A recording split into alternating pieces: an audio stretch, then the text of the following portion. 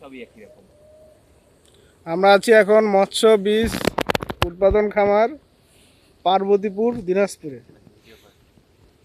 আমাদের সাথে আছে যে আমাদের কাজল ভাই, হ্যাঁ, মশিউর ভাই, তারপর ওই যে সামনে আছে আমাদের বাদল ভাই, এবং আরো যারা আছে তারা আসবে পরবর্তীতে। আসলে কি জানেন, এই এলাকা আচ্ছা, সম্পর্কে এখন আমরা এই মৎস্য বীজ উৎপাদন খামার সম্বন্ধে আমরা আমাদের সিনিয়র বড় ভাই কাজল ভাইয়ের কাছ থেকে কিছু জানতে চাই যে এই মৎস্য বীজ উৎপাদন খামার আপনি কেমন এনজয় করলেন, কেমন দেখলেন, কি কি জ্ঞান পেল আহরণ করলেন, একটু আমাদের একটু বিস্তারিত বলেন। আচ্ছা, প্রথমে আমি বলতে চাই, আমরা আইছি এখানে মৎস্য উন্নয়ন বীজ খামার।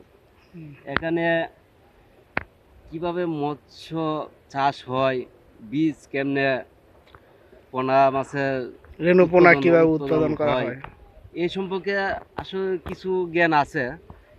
এখন এগুলা বাস্তবে একটু প্র্যাকটিক্যালে দেখে গেলাম আমরা। এগুলা আছে কম বেশি মোটামুটি সবাই জানা। এখানে যারা না আইছে তাদেরকে আহ্বান জানাবো যে এখানে আইসা মাছ সম্পর্কে একটু ধারণা নেওয়া, মাছ কেমনে উৎপাদন করা হয়, মাছ সম্পর্কে একটু জানার। মাছ একটা লাভজনক ব্যবসা, এটা অনেকেই হয়তো জানে না। এই এলাকা বেশিরভাগ মানুষ ধানের উপরে নির্ভরশীল, সবজির উপরে নির্ভরশীল, অথচ মাছের প্রতি তেমন একটা আগ্রহ নাই।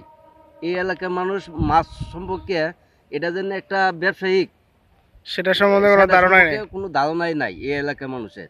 ওরা শুধু সবজি ধান ওই নিয়ে পড়ে থাকে। কিন্তু মাছ চাষ করলে যে এই এলাকায় অনেক মানুষ উন্নয়ন স্বাবলম্বী হবে, হ্যাঁ, পুষ্টির চাহিদা বাড়বে, সাথে সাথে অ্যাভেলেবেল মাছটা পাওয়া যাইতো। কিন্তু এই এলাকার মানুষের কোনো আগ্রহ নাই যে মাছটা উৎপাদন করার। আচ্ছা, এই এলাকার মানুষে আপনি এই মাছ চাষে উদ্বুদ্ধ করার জন্য আপনার মানে মৎস্য প্রাণী মন্ত্রণালয়ের এই কি কি পরিকল্পনা আছে বলে মনে হয়?